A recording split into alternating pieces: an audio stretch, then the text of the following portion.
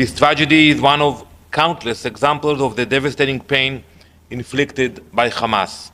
I hope Michael's words today will finally wake every member of the Council to the urgent plight of the hostages and compel all nations to demand their immediate and unconditional release. As we speak, negotiations on a hostage deal are ongoing. We hope we can achieve a deal. You know, after many rejections by Hamas, we hope we're going to have some news before the holiday of Hanukkah and Christmas. Today's session also brings us to the close of a year marked by profound pain, suffering, and sacrifice. Yet, even in the darkest moments, opportunities have emerged. Look what happened in this year. Hamas is being dismantled, Hezbollah has been degraded, and now the Assad regime responsible for unspeakable atrocities has crumbled. As we reach the end of 2024, now it is time to take a decisive action against Iran, and I hope that the Security Council will do that. The recent International Atomic Energy Agency report sounded a clear alarm about Iran's nuclear escalation. Also, the letter that was sent by the UK, France, and Germany, and I quote, called for significant non-compliance with obligations about the actions of Iran. So basically, I will tell the Council that the time to act is now. It's today. Delay is not an option, and I hope to see some progress. Thank you. Ambassador, television.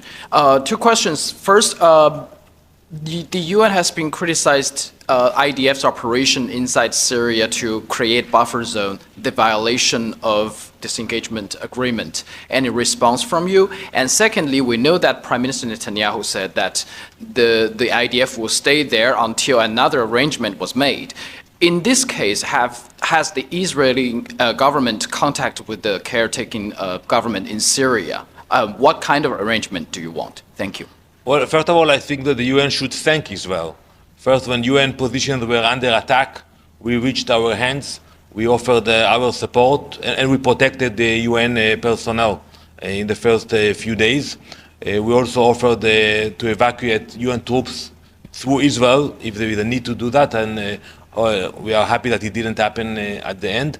And I think also not only the UN, but the international community should thank Israel for what we did in Syria. We neutralized the weapons of mass destruction that nobody wants them to be in the hands of terror groups. So I think the actions we took made the area a safer area, not only for Israel, but for the entire Middle East.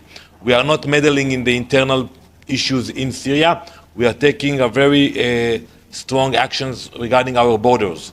We will not allow militants like Hezbollah to be next to the border on the Golan Heights.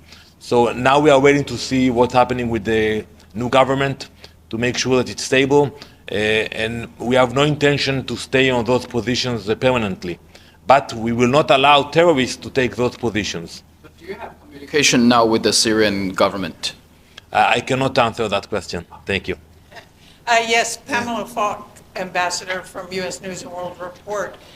First of all, thank you. We look forward to hearing from a hostage family.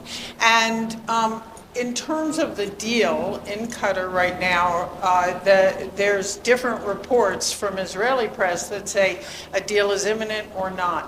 What are the outlines of a deal? Are the hostages released first? How do you see it? Well, first, unlike the decision of the Security Council and the General Assembly, we made it very clear there will be a linkage between a ceasefire and the release of hostages. And that's what we are talking about now. I'm not sure it will be in one stage. We hope it will be in one stage because we want to see all the hostages back home. Maybe it will not be in one stage. And basically it will be similar to what we saw in the past, more than a year ago, that you have a ceasefire, a long one, and at the same time of the ceasefire, during that ceasefire, hostages will be released. And we are talking mainly on the humanitarian aspect of women and sick and older hostages. Thank you. Thank you. Ambassador Michelle Nichols from Reuters. You referenced maybe some news on that front by Christmas and Hanukkah next week. How confident are you that a deal can be reached by next Wednesday? Well, unfortunately, because of the experience we have with Hamas, I cannot be confident. because in the past we had negotiations, we thought we have agreements, and they came up with new demands, with new names of prisoners that they want to release. So, it's not like you're negotiating with a state actor that you can negotiate and you can expect a result in a timeline. It's still a terrorist organization. I want to thank those mediators who are doing a lot trying to make it happen, but there is no guarantees. And what security access guarantees does Israel want in Gaza as part of this deal? Well, the security, we will take care of the security. Basically, it will mean that there will be a ceasefire, so we will have to hold our weapons for a while. But we are not counting on anyone. We are counting only on ourselves after October 7th. Thank you very much.